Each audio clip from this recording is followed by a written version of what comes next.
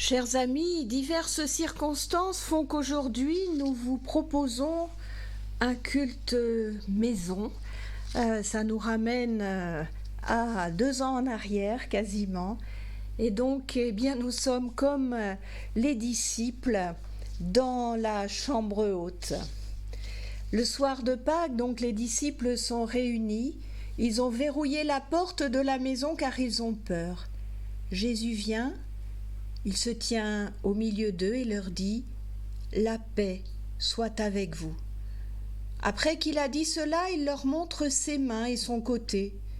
Les disciples sont remplis de joie en voyant le Seigneur. Jésus leur dit encore une fois « La paix soit avec vous ».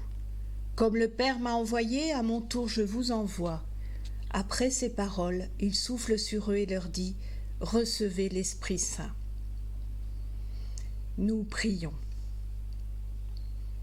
Seigneur, nous voici réunis en ton nom et tu viens au-devant de nous pour nous donner ta paix. Que ta paix accorde du repos à nos cœurs inquiets et à nos esprits agités. Nous voici réunis en ton nom et tu nous envoies au nom du Père. Que ta parole nous enracine et nous construise pour partager l'Évangile. Nous voici réunis en ton nom et tu souffles sur nous le Saint-Esprit. Que ton Esprit insuffle et inspire notre rencontre. Garde-nous dans l'esprit de Pâques pour que nous puissions témoigner toujours de ta résurrection et de la joie et la force qu'elle met en nous. Amen. Et je vous invite à chanter, éventuellement si vous le souhaitez. Chrétiens, chantons le Dieu vainqueur.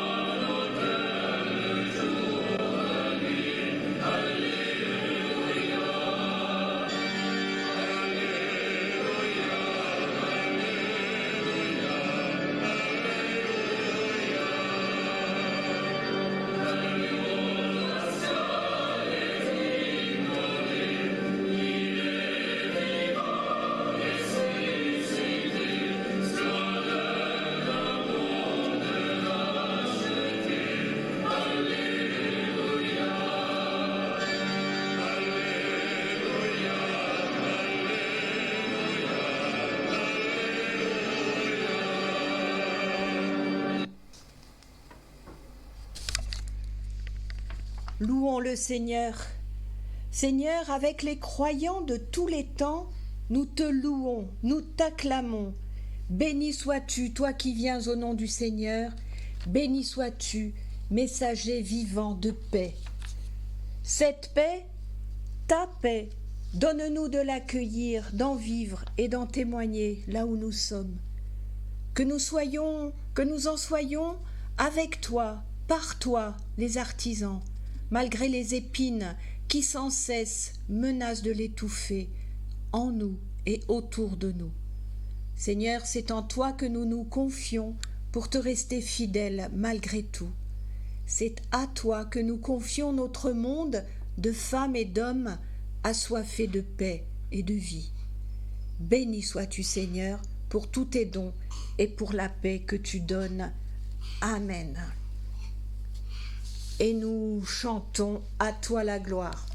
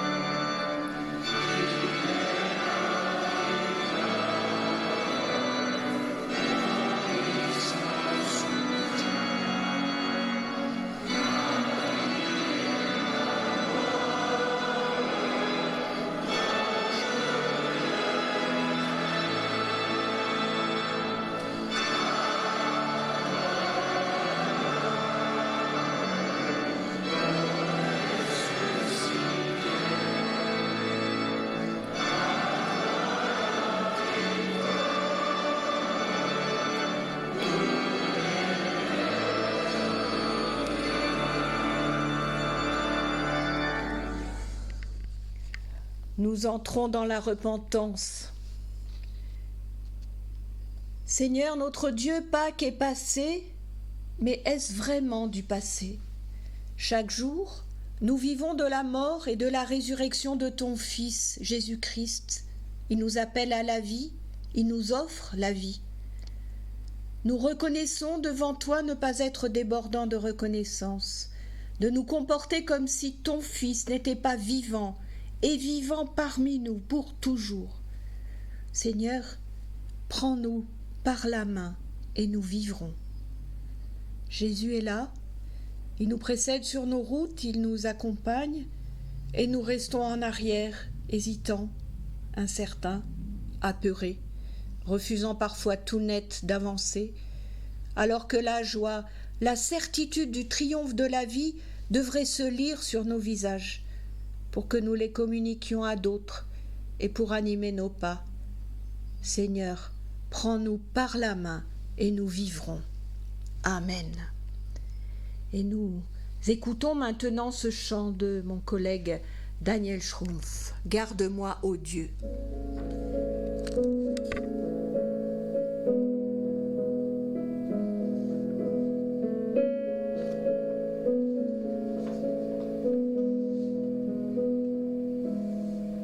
Garde-moi, ô Dieu, en toi seul mon abri. Rien n'est si précieux que les sentiers de ta vie. J'ai trouvé un trésor sans regard vaut de l'or. Le Seigneur est mon sort, ma coupe pleine à ras-bord. Garde-moi, ô Dieu, en toi seul mon abri. Rien n'est si précieux que les sentiers de ta vie. Leurs honneurs obséquieux ne sont rien à mes yeux. La mort est un non-lieu prononcé par notre Dieu.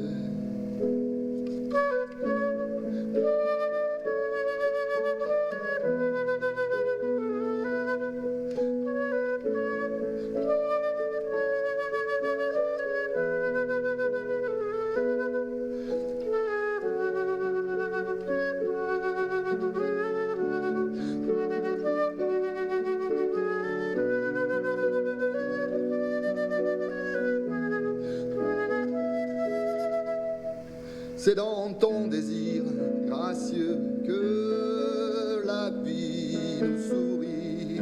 Tout ce que je veux, ton visage en vis-à-vis. J'ai trouvé un trésor bien plus fort que la mort. Le Seigneur est mon sort, ma coupe pleine à ras-bord. Garde-moi.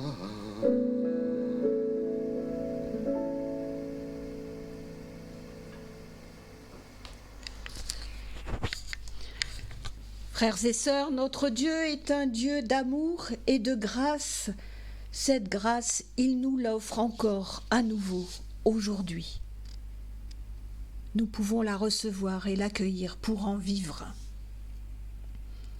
Frères et sœurs, Dieu a tant aimé le monde qu'il a donné son Fils unique, afin que toute femme et tout homme qui croient en lui ne meurent pas, mais qu'ils aient la vie éternelle.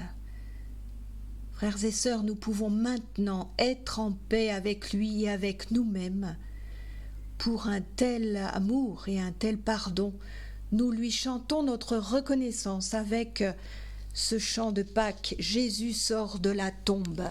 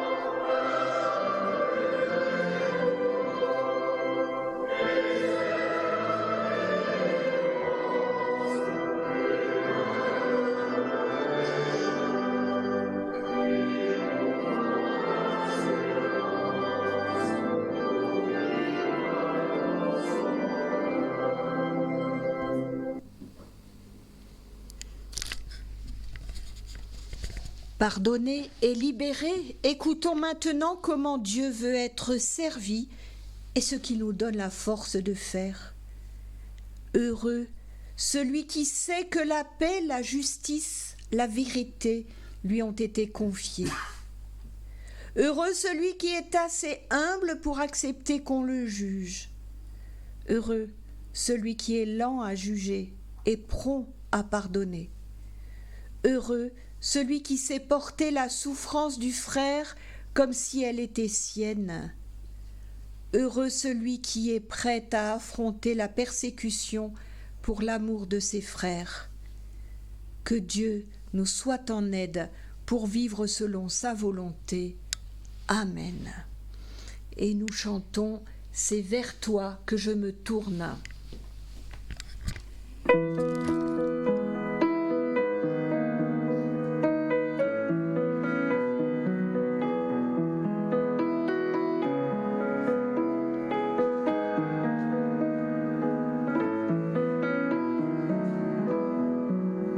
C'est vers toi que je me tourne, je veux marcher dans tes voies, j'élève mes mains pour te rencontrer, mon cœur désire te chanter, pour bénir et célébrer ton saint nom, car tu es fidèle et bon.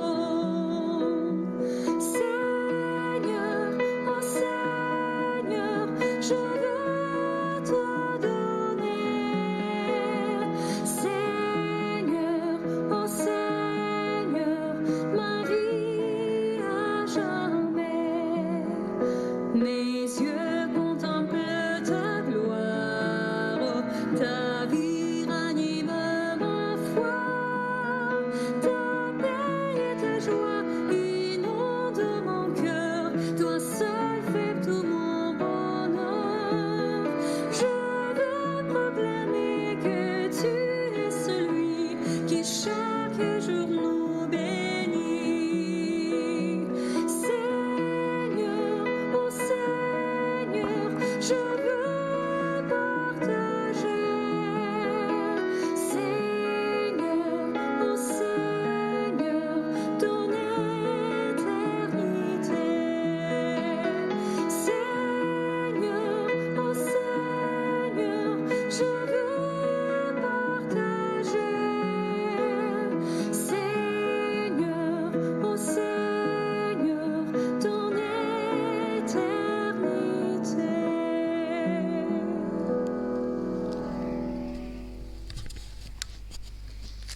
Nous prions avant d'ouvrir les Écritures afin qu'elles deviennent pour chacun et chacune d'entre nous véritablement paroles de vie. Seigneur, ce n'est pas pour trouver grâce à tes yeux que j'écoute ta parole, car tu m'as déjà trouvé et tu m'as déjà tout donné. Non, si j'écoute ta parole, c'est parce qu'elle me fait vivre, c'est parce qu'elle me délivre, c'est parce qu'elle me console. Elle est le pain de ma route, la paix dans mes tourments, la force de mes jours. Seigneur, envoie maintenant ton Saint-Esprit sur ton peuple rassemblé, pour qu'il dessille nos yeux et façonne nos oreilles, pour qu'il emporte nos volontés, rebelles ou défaillantes, pour qu'il inscrive ta parole au plus profond de nous-mêmes et qu'elle nous accompagne sur nos chemins, chemins semés d'obstacles et d'épreuves, mais habités par ta promesse. Oui, Seigneur, conduis-nous par ta parole et par ton esprit. Amen. Dans le livre des Actes, nous lisons au chapitre 5, les versets 12 à 16. Beaucoup de signes et de prodiges se produisaient dans les peuples par les mains des apôtres. Ils se tenaient tous d'un commun accord au portique de Salomon. Parmi les autres, personne n'osait se joindre à eux, mais le peuple les magnifiait. De plus en plus de gens croyaient au Seigneur, une multitude d'hommes et de femmes. On apportait les malades dans les grandes rues et on les plaçait sur des litières et des grabats pour qu'à la venue de Pierre, son ombre au moins puisse couvrir l'un ou l'autre. La multitude accourait aussi des villes voisines de Jérusalem, portant des malades et des gens perturbés par les esprits impurs, et tous étaient guéris. Dans le livre de l'Apocalypse, nous lisons au chapitre 1 les versets 9 à 19. Moi, Jean, votre frère, qui prend part à la détresse, à la royauté et à la persévérance en Jésus, j'étais dans l'île appelée Patmos à cause de la parole de Dieu et du témoignage de Jésus. Quand je fus saisi par l'Esprit au jour du Seigneur, j'entendis derrière moi une voix forte comme le son d'une trompette qui disait « Ce que tu vois, écris-le dans un livre et envoie-le aux 7 églises, à Éphèse, à Smyrne, à Pergame, à Thyatire, à Sardes, à Philadelphie et à Laodicée. » Je me retournai pour voir celui qui parlait avec moi. Quand je me fus retourné, je vis 7 porte-lampes d'or, et au milieu des porte-lampes quelqu'un qui ressemblait à un fils d'homme. Il était vêtu d'une longue robe et portait une ceinture d'or à la poitrine. Sa tête et ses cheveux étaient blancs comme laine blanche, comme neige. Ses yeux étaient comme un feu flamboyant. Ses pieds ressemblaient à du bronze incandescent, et sa voix était comme le bruit de grandes eaux. Il avait dans sa main droite 7 étoiles. De sa bouche sortait une épée acérée à 2 tranchants, et son visage était comme le soleil lorsqu'il brille dans toute sa puissance. Quand je le vis, je tombai à ses pieds, comme mort. Alors il posa sur moi sa main droite et disant « N'aie pas peur, c'est moi qui suis le premier et le dernier, le vivant. Je suis mort, mais je suis vivant à tout jamais, et j'ai les clés de la mort et du séjour des morts. » Et enfin, dans l'Évangile selon Jean, au chapitre 20, nous lisons les versets 19 à 31. Le soir de ce jour-là, qui était le premier de la semaine, alors que les portes de l'endroit où se trouvaient les disciples étaient fermées par crainte des Juifs, Jésus vint. Debout au milieu d'eux, il leur dit « Que la paix soit avec vous. » Quand il eut dit cela, il leur montra ses mains et son côté. Les disciples se réjouirent de voir le Seigneur. Jésus leur dit à nouveau « Que la paix soit avec vous. Comme le Père m'a envoyé, moi aussi je vous envoie. » Après avoir dit cela, il souffla sur eux et leur dit « Recevez l'Esprit Saint. À qui vous pardonnerez les péchés, ceux-ci seront pardonnés. À qui vous les retiendrez, ils sont retenus. » Thomas, celui qu'on appelle le jumeau, l'un des 12, n'était pas avec eux lorsque Jésus vint. Les autres disciples lui dirent donc « Nous avons vu le Seigneur. » Mais lui leur dit « Si je ne vois pas dans ses mains la marque des clous, si je ne mets pas mon doigt dans la marque des clous et ma main dans son côté, je ne le croirai jamais. » 8 jours après, ses disciples étaient de nouveau dans la maison et Thomas avec eux. Jésus vient, alors que les portes étaient fermées. Debout, au milieu d'eux, il leur dit « Que la paix soit avec vous. » Puis il dit à Thomas « Avance ici ton doigt, regarde mes mains, avance ta main et mets-la dans mon côté. Ne sois pas un incroyant, deviens un homme de foi. » Thomas lui répondit « Mon Seigneur, mon Dieu. » Jésus lui dit « Parce que tu m'as vu, tu es convaincu. Heureux ceux qui croient sans avoir vu. » Jésus a encore produit devant ses disciples beaucoup d'autres signes qui ne sont pas écrits dans ce livre, mais ceux-ci sont écrits pour que vous croyiez que Jésus est le Christ, le Fils de Dieu, et que par cette foi, vous ayez la vie en son nom. Amen.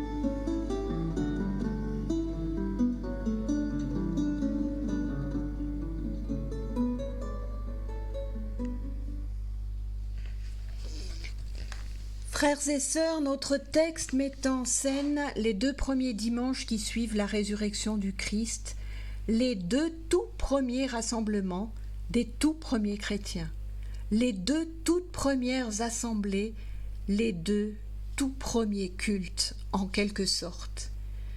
Le premier le soir même de cette résurrection, le second une semaine plus tard. En ce premier dimanche donc, le soir, les disciples sont réunis. Ils ont entendu, il y a quelques heures seulement, Marie de Magdala leur annoncer « J'ai vu le Seigneur ». Et pourtant, ils sont enfermés, ils ont peur. Peur, nous dit-on, des autorités juives, peur du monde dans lequel ils vivent. Ils n'ont encore tiré aucune conséquence de l'annonce qui leur a été faite ce matin-là. Il faut dire aussi que la parole d'une femme, n'est-ce pas ? Mais voilà que Jésus vient, se place au milieu d'eux et leur dit « La paix soit avec vous ». Ils l'entendent, ils le voient, le reconnaissent et sont enfin remplis de cette joie de Pâques que, a posteriori, nous imaginerions tellement naturelle de leur part. Plus de 2000 ans plus tard, aujourd'hui, c'est dimanche, nous sommes rassemblés au-delà des ondes, pas vraiment enfermés, mais pas forcément non plus très ouverts sur le monde. Pas enfermés dans la peur, mais pas forcément non plus emplis de joie et de confiance. Il y a la guerre en Ukraine, les élections en cours, le Covid qui n'en finit pas, et puis le changement climatique, les problèmes économiques. Vous en voulez encore ? Nous non plus, nous ne sommes donc pas vraiment transportés par cette joie de Pâques. Nous entendons autour de nous les rumeurs de notre monde avec ses faits divers tragiques. Nous aussi donc, nous avons peur. Et Jésus vient, se place au milieu de nous et nous dit « La paix soit avec vous ». Entendons-nous cela ? Croyons-nous cela ? Ou bien sommes-nous comme Thomas, le jumeau, notre jumeau, qui veut bien croire, ça n'est pas le problème, mais d'abord il veut comprendre, il veut voir, il veut toucher. On ne la lui fait pas à lui. Il ne veut pas se laisser convaincre par les seuls récits de ses camarades, des femmes. Il veut lui aussi sa rencontre personnelle, physique, charnelle presque. Et Jésus est là. Et voilà que tout à coup, il n'a plus besoin de toucher Thomas. Il voit, il entend, et sa confiance fleurit. « Mon Seigneur et mon Dieu !» s'exclame-t-il. Lui aussi, comme Marie de Magdala reconnaît le Seigneur à sa voix, lui aussi met dans sa reconnaissance du personnel, de l'affectif, « Mon Seigneur et mon Dieu !» Comme Marie disait « Rabouni, mon Maître !» Mais il fait en plus une confession de foi exceptionnelle. « Mon Seigneur et mon Dieu !»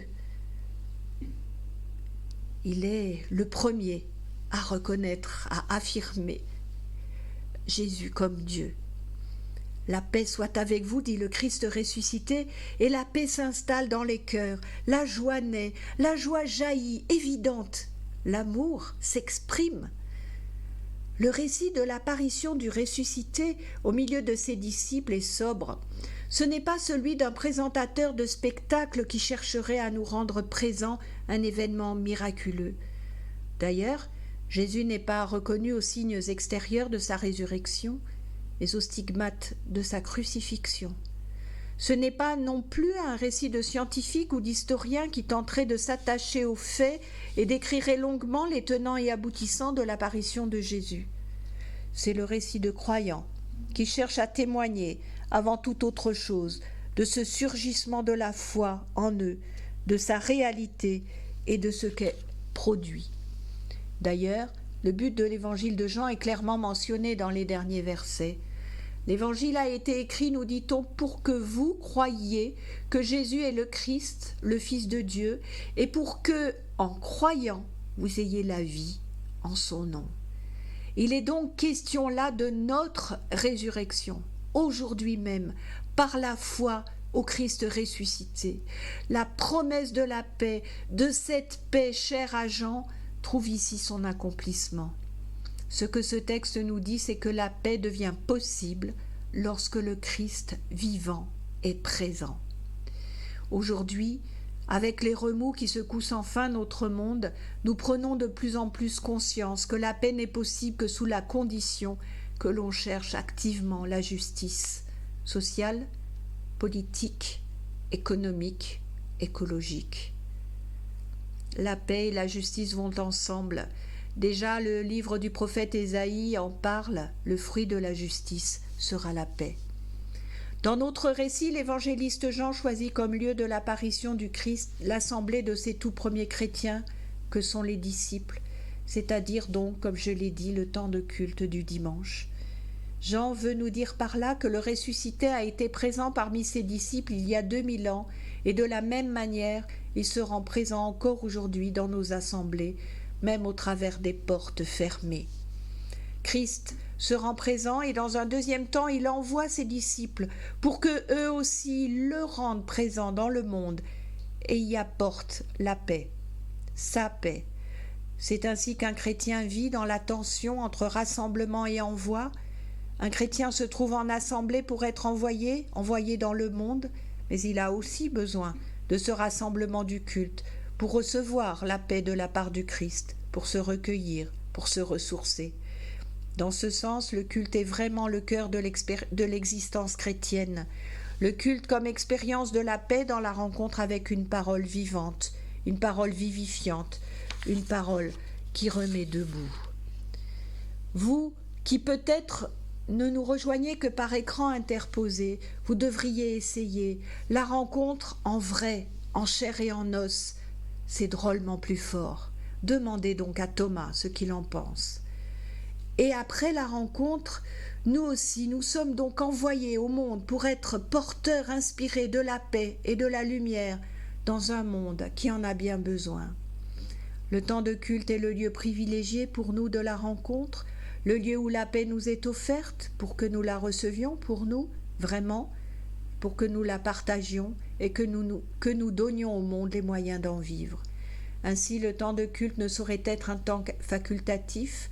Il est au cœur même de notre relation au Christ, même s'il n'en est pas le seul élément. Peut-on être chrétien seul chez soi ? Peut-être, mais il serait tellement dommage de nous priver de cette nourriture, de cette paix qui nous est offerte sans fin, dimanche après dimanche. Le dimanche, c'est Pâques chaque semaine.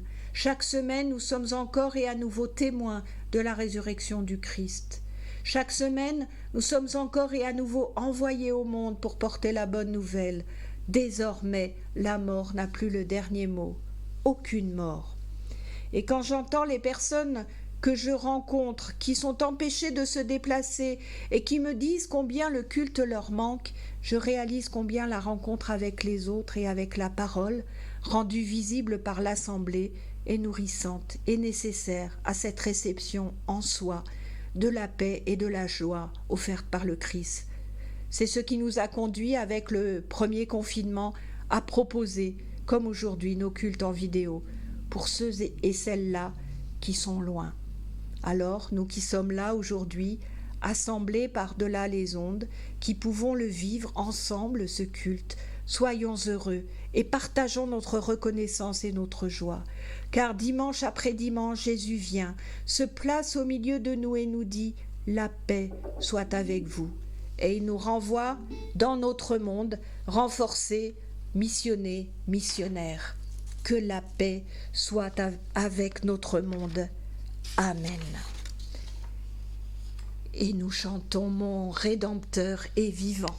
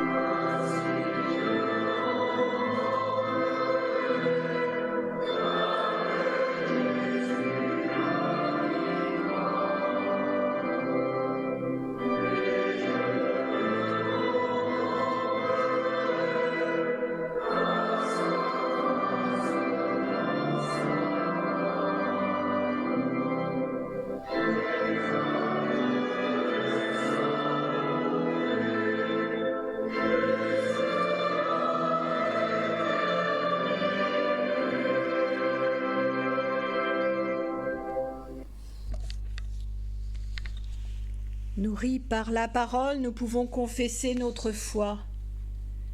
Je crois en un Dieu indicible. Je crois au Dieu un qui est à la fois Père, Fils et Esprit. Je crois au Dieu dont la toute-puissance est celle d'un Père devant ses enfants. Je crois au Dieu qui accomplit toute justice dans sa seule miséricorde.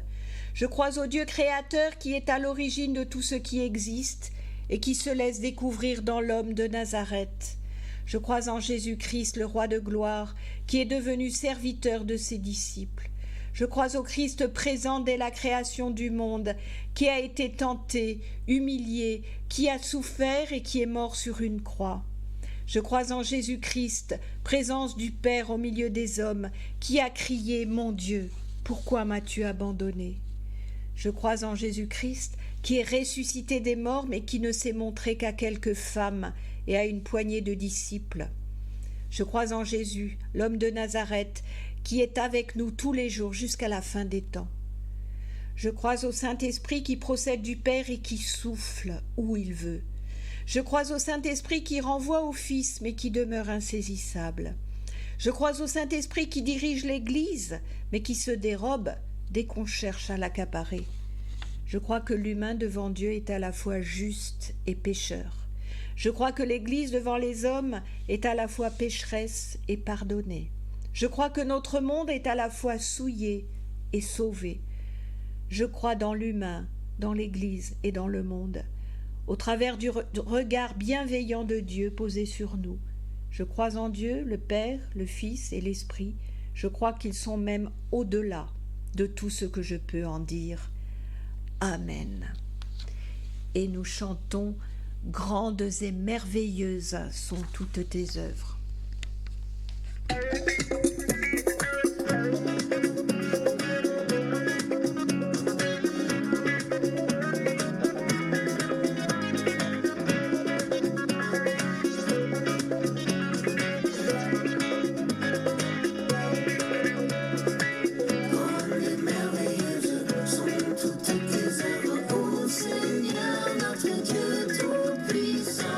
Juste et véritable dans toute ta volonté, toi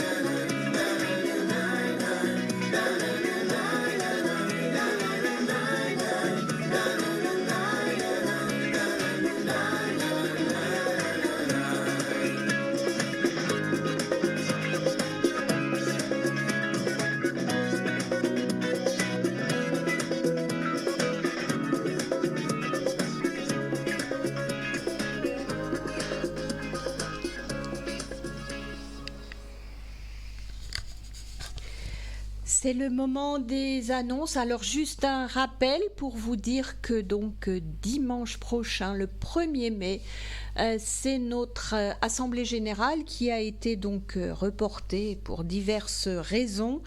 Donc tout le monde est invité à y participer, bien évidemment. Elle aura lieu au Sacré-Cœur à Bastia.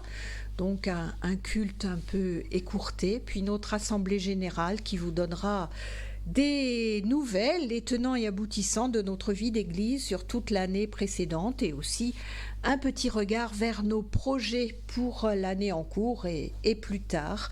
Donc vous êtes tous bienvenus, il y aura un repas. Nous comptons sur vous. N'hésitez pas aussi, si vous ne pouvez pas être là, à envoyer vos pouvoirs.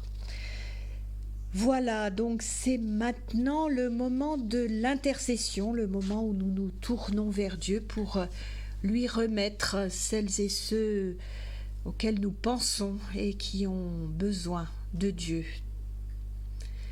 L'apôtre Paul nous l'a dit dans l'Écriture, « Soyez toujours joyeux, la grâce du Seigneur Jésus soit avec vous, soyez en paix les uns avec les autres. » Alors aujourd'hui, des frères et des sœurs en humanité ne sont pas joyeux, car ils connaissent la guerre, la solitude, la peur, la faim, la souffrance et la maladie. Aujourd'hui, des frères et des sœurs en humanité ne sont pas en paix, car ils vivent la haine, la violence, l'oppression, la rancune. Aujourd'hui, des frères et des sœurs en humanité ne vivent pas la grâce, car ils sont prisonniers de leurs idoles, de l'orgueil et de la cupidité, des esprits mauvais, de leur égoïsme. Alors nous te prions, Seigneur, pour que notre monde vive ces paroles que tu nous as laissées. Nous te remettons tous ceux, toutes celles que tu confies à notre prière, et particulièrement celles et ceux qui ne trouvent pas la joie, celles et ceux qui ne sont pas en paix, celles et ceux qui ne vivent pas dans la grâce. Parce que parfois l'épreuve est trop lourde, la ténèbre trop épaisse, l'espérance trop lointaine. Nous te remettons tout particulièrement les chefs des peuples, les fonctionnaires, pour qu'ils aient à cœur de promouvoir la justice et la paix. Nous te remettons les chercheurs et les médecins, pour que tu les soutiennes et les inspires, qu'ils trouvent, qu'ils guérissent et qu'ils relèvent. Nous te remettons les familles et les communautés pour qu'elles soient des lieux de partage, d'amour et de réconciliation. Nous te remettons nos églises pour qu'elles proclament et vivent ta justice et ta libération. Seigneur, nous voici devant toi, les mains ouvertes comme des mendiants, pour que tu nous donnes ta joie, ta grâce et ta paix. Et si d'une manière ou d'une autre nous pouvons être des anges de tes commandements et les répandre autour de nous, montre-nous le chemin, ouvre nos yeux, éveille notre imagination. Et nous voulons te nommer maintenant dans le silence de nos cœurs celles et ceux qui autour de nous ont tout particulièrement besoin de ta présence, de ta bénédiction, de ta force.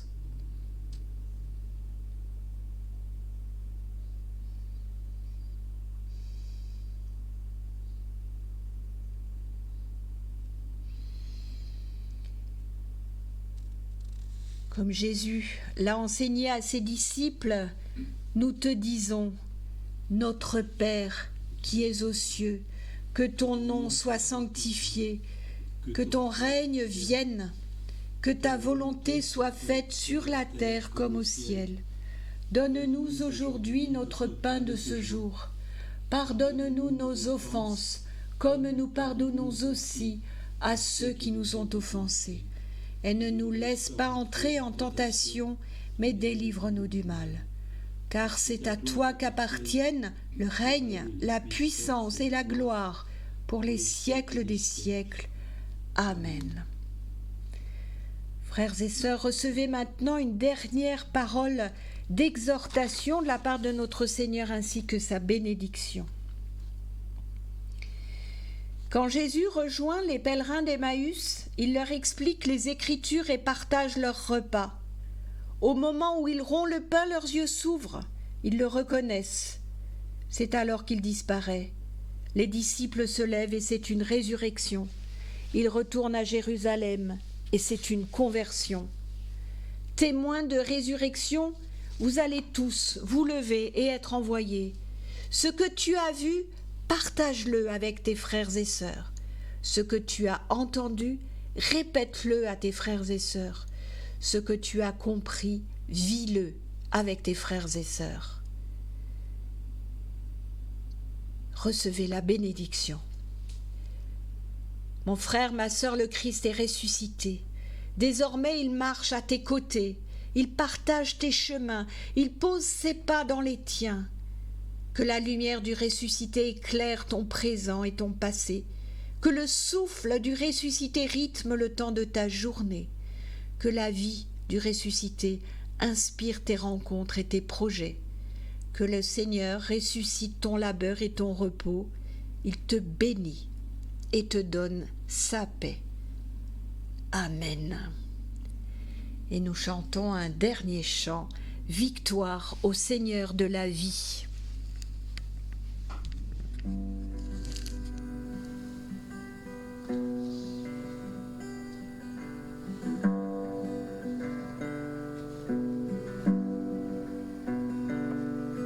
Victoire au Seigneur de la vie, victoire au Dieu de l'infini, victoire au nom de Jésus-Christ.